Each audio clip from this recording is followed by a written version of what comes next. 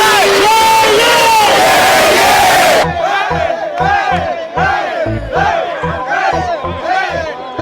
right, guys, we're back with another episode of Talking Preps. Got the whole crew with me. Randall Clark below me. Coach Christy Mitchell down to my right. It's South Make week for you guys. You guys got some big, huge games this week. Some conference championship type stuff coming up. We're going to get into that a little bit. And then immediately to my right is Rick Lewis, the guru. McDonald's All-America games out. Rosters came out last week. Any surprises, Coach Rick?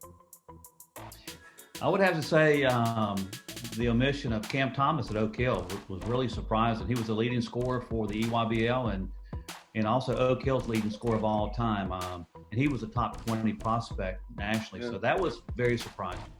Yeah, I saw Coach Smith put out a note saying, he's one of the best players he's ever coached. And Rand, I see you nodding your head. Did that shock you as well that he didn't make it? I couldn't believe it. I'm a big Cam Thomas fan. When I got to see him, last year here, he didn't disappoint at all. So when I saw that he didn't make that game, I was shocked.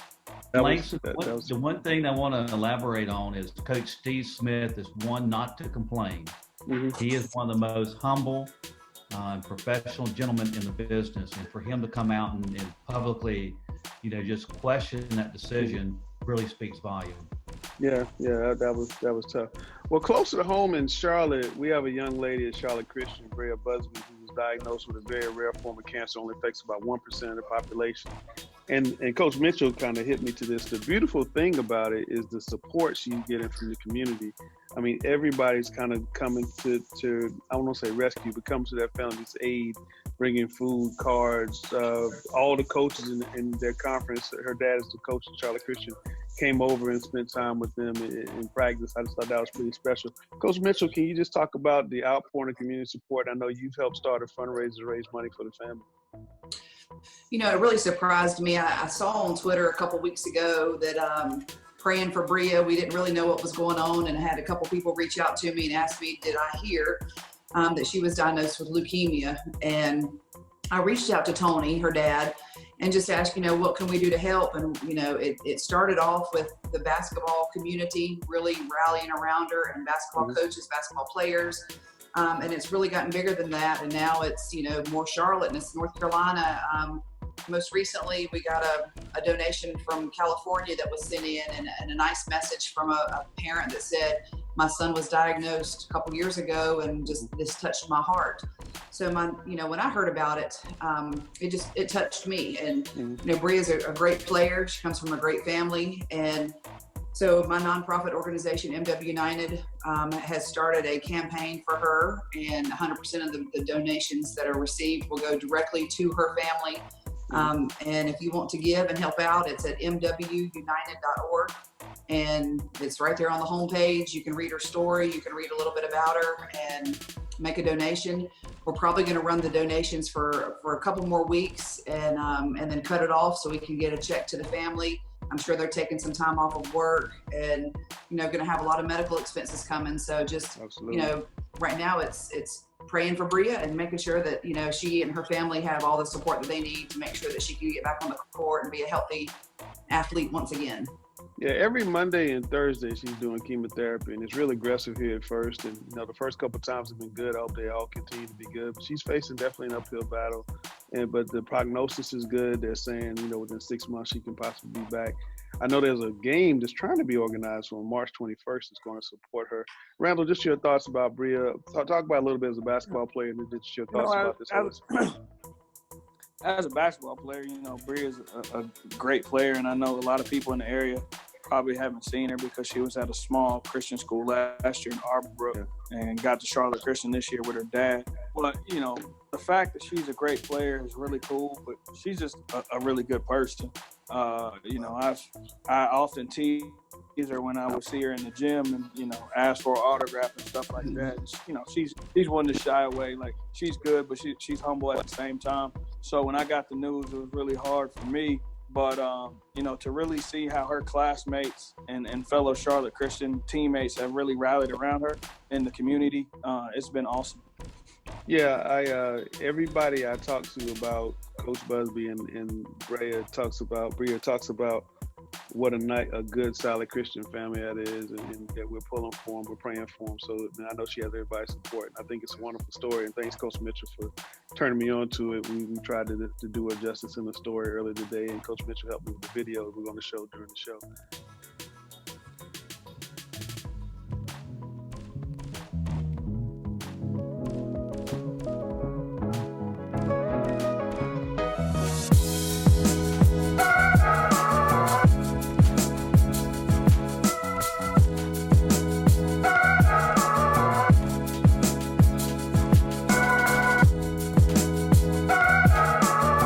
Bria, just wanted to let you know that you got this and I love you. You're a champion. Hey Bria, keep fighting. God's got you. On behalf of me and my family, we love you and we're praying for you. Hey Bria, I know you're a strong person, so I know you're going to beat this. And I want you to know that I'm thinking of you, and you and your family are in my prayers. Hey Bria, everyone in our community is praying for you. Stay strong. Love you, girl. Beat it, Breezy. Bria, I got faith in you. I know you're going to beat this. I know you're going to come back a beast on the court. I can't wait to see you play again, and I hope you beat this, and I just pray for you and your family. Hey Bria, wishing you a fast, healthy, and a speedy recovery. Hope you come back 10 times harder, smarter, and faster. You're going to have the greatest comeback ever, and just know that I'm with you every step of the way. Love you for life. Hey Bria, it's your girl Reagan. I'm praying for you and rooting for you. You got this. Hey Bria, what's up? It's Nevaeh Caldwell from Hopewell High School. I wish you the best of luck, and I love you. Hey Bria, this is Zaria Clark. I attend Gaston Day and I'm a junior. I'm praying for you and hope you get well soon. Hey Bria, it's Mallory. I just want to wish you good luck in everything that you're going through and your chemotherapy, and then I'm praying for you and we're all here for you. So we're going to jump on to big games this week. Let's stick with the girls. It is South Meck week. Coach Mitchell, you got a big game coming up with Olympics having their best season since 2010. But before you talk about that one, tell me about Hopewell playing Advance. Advance just beat Mallard Creek. They moved up. It just seems like whoever does well in the IMEC struggles later on. Is Advance going to be the team that can kind of keep it going? You know, I don't know. Looking at the IMEC conference, I don't know of a conference around that is this heavy. You have Vance, Mallard Creek, and North Meck all tied for first with 6-2 in the conference. Absolutely. And then tied right below them is Hopewell and Lake Norman at 5-3. So really, there's 5 teams that are one game apart. So who knows what the next couple of games is going to do. Hopewell and Lake Norman have just as much opportunities to pop up there and win the conference as the other 3. I mean, this could end up coming down to, you know, a 4 or 5 way tie for first place. So that's unheard of. So that's a tough conference all around. We got Hopewell at Vance on Tuesday, Lake Norman at Mallard Creek on Tuesday, and then also on Friday, North Meck at Hopewell. So this week is going to be a big deciding factor for the IMEC is, you know, who can get a couple wins in and you know, try to get some breathing space under there. The other conferences have a little bit of breathing room. We have Olympic at South Meck tomorrow. Both of us are tied for second in our conference at 5-2, and we're right behind Providence, who is 7-0 in our conference. So that's a must win. That's a must win game. I mean, Providence is not going to lose 3 games between here and the house, so you got to win tomorrow, right? Right. We got to win tomorrow. So this is going to be definitely a tough week for South Meck. On Friday, we got South Meck at Providence. Providence is also off to last year they were good. This year they're even better. They're 16-2, 7-0 in our conference. And then you also have Myers Park at Butler on Friday as well. And that's, Myers Park is 8-0 right now in their conference. Looks like they're about to start running away and getting up there where somebody can catch them as well. This is Custer's last stand. Butler has to get him, don't they, Randall? They have to get him. If they're gonna make any noise, this is a must win for the Butler Bulldogs this week. Yep. Tell me about South Meck. I mean, if they go 2-0 this week, they can make some noise. But I mean, I know Coach Mitchell's sitting there, so it's hard to say. But can they knock off Providence in that conference on Friday on the road? I can tell you this right now. Coach Mitchell has her team locked in and ready to go tomorrow night, and they got 2 tough ones. And coming off the Audrey Kell game, I think they're going to battle and compete, and they're going to be in position to win as long as they can take care of the basketball. Shout out to your JV team too, Coach Mitchell. They hadn't lost since 2015. They're working on their 4th consecutive undefeated season. That's an amazing run. Before we talk about boys games, I need to apologize to the Concord First Assembly team last week because I was talking about the win over Carmel Christian, and I made a misstatement about who was playing for Carmel Christian. But big win for you guys against Carmel Christian. Great season.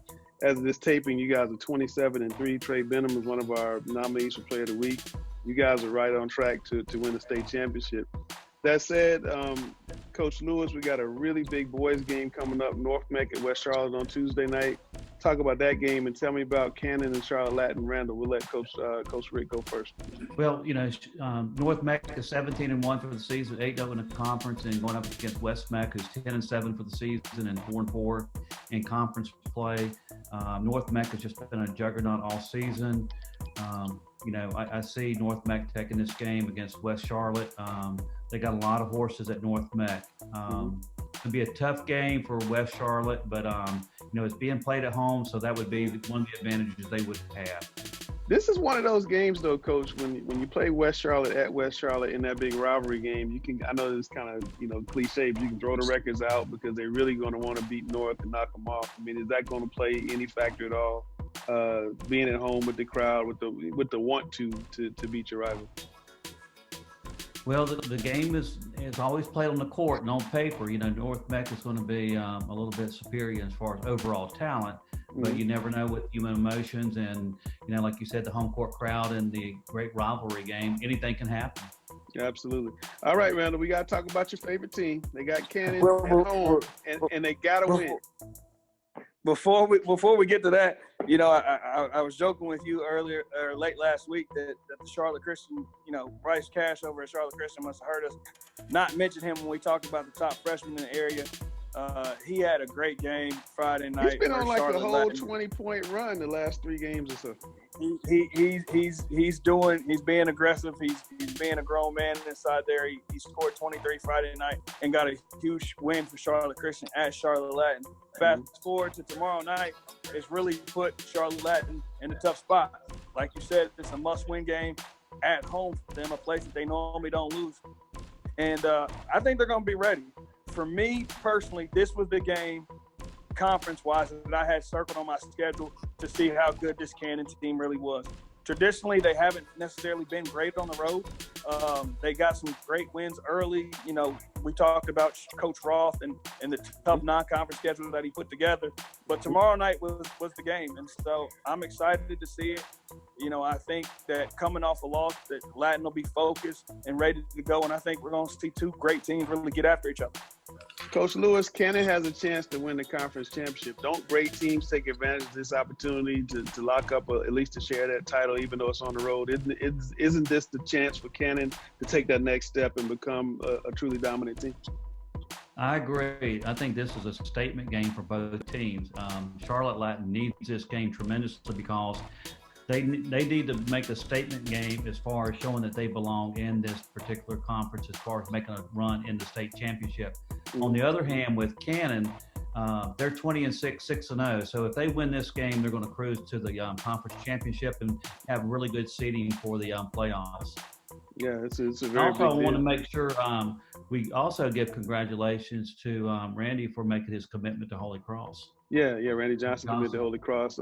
Randall has said all year long he was a D1 player. It's definitely proven to be true. He's having a phenomenal season.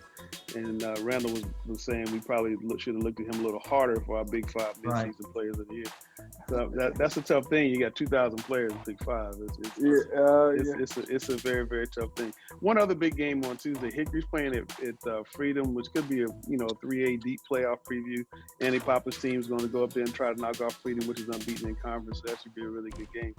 I want to ask you guys about the NCHSAA proposal. They're thinking about maybe a 5 or 6A class. They're also thinking about maybe allowing all the teams into the playoffs.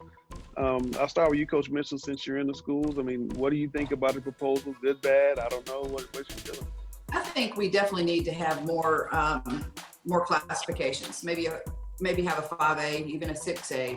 I'm not really a fan of putting everybody in postseason play because I don't think everybody can be competitive. And it's nothing against some certain teams, but certain teams, but by the end of the season, if you're 2-20, really, what's the point in going to the state playoffs besides the state getting more funds for having another game? And so if the state's looking at it as a way to make more money, I think it's definitely not a good idea. But I do agree with, evening out the attendance thing. I mean, that's a big problem when you have 4A schools that are 1,100 and you have 4A schools that are 3,500 and you're trying to compete. So I definitely think that, having a 5 or 6A, but I think that we need to still keep it, 24 teams or 36 teams out of each group going to the state playoffs. Rick, same question. How do you feel about these proposals? I would dovetail the comments made by Christy. I'm not a fan of every team going to the playoffs. I think the season should have meaning to it. So if you allow every team to advance to the playoff, I think the regular season is not as important as it should be. Sure. Those type of teams have an opportunity to go to the playoffs by their conference championship, tournament championship. So I agree with Christy. I really don't see a need for every team, because you're going to have a lot of games when you have a number 1 seed going up against, say, a 32 seed. It's going to be a very lopsided game, and it's not going to really do anything for either team. Right. All right, Randall, you got the back of the bus, but what are your thoughts here? I'm going to piggyback on both what those two said. I agree. I think adding another classification would be good to even out the playing field. But if you let everybody make the playoffs, then the regular season doesn't become as important. And then we start dealing with high school load management and nobody has time for it. So do you guys like a 6A class or just a 5A class? I say start with 5 and kind of see. And if you need to go to 6, go to 6. But I think 5 would be good first. Christy? I agree. Yeah, I agree. Coach Lewis? And another thing too, Langston, if they did allow every team, you would add more games to the season, which will probably eliminate a lot of these public school teams playing in individual type showcase events, which Chrissy does, and also what we do. Yeah, and those games are really, really good. I know fans look forward to going to those types of events because they get the games they want to see. Yeah, and I think if they do expand it, they're not going to add more games to the season, so it would take away event operators such as Christy and myself to have nice showcase games that the public wants to see. That's a good point. All right, guys. Well, we reached the end of the show. That's been kind of fast. We're at our 45-second shot clock. And we're going to I always start with Coach Lewis, I think. So we'll let Christy go first this week. The only thing I have this week is, just another shout out to Bria. And I hope that, the community continues to rally around and support you. And, whatever we can do, the 4 of us, putting it out there and helping you, I think we have a platform to reach a lot of people. There's over 5,000 people that watch this every week. And, if everybody would give $10, then that's big money to help her out. So just, I'm just making a plea for, if you can afford any amount of donation can help out this family. Well, I have to say a lot more than 5,000 people see the show every week, but I appreciate the sentiments. Randall, your 40-second shot clock. Just enjoy your teammates, enjoy the kids that you coach, and enjoy the people that you're around. Tomorrow's not promised, and coming off the tragedy yesterday of the great Kobe Bryant, just enjoy your loved ones and don't be afraid to tell them you love them. Basketball is a great sport that's brought a lot of people together, and we want to keep it that way. Absolutely, Coach Rick. My shout out is to Christy for bringing the awareness to Bria Busby to the forefront. I think she deserves a lot of credit for that. And also credit to you for the wonderful article that you put out today. I know I retweeted it and it's already gotten 20 plus retweets and 50 favorites. And also I want to encourage everyone to read the story.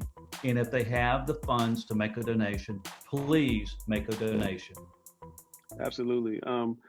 I want to kind of piggyback off what Randall said about Kobe Bryant. I mean, it was a shock, and it does remind you that, life is short. I noticed Kendrick Perkins has a beef with Kevin Durant, and he apologized on Twitter and said, let's squash it. I think now is a good time for everybody. Let's just squash all this nonsense. I mean, life's too short. Let's come together, let's fight each other on the court, but keep it on the court. We had a parent come out of the stands in the mountains on Saturday and punch a referee in the face. I mean, this stuff has to stop, guys. I mean, we're not going to have any officials in 5 years. There's not going to be any more high school sports at this rate.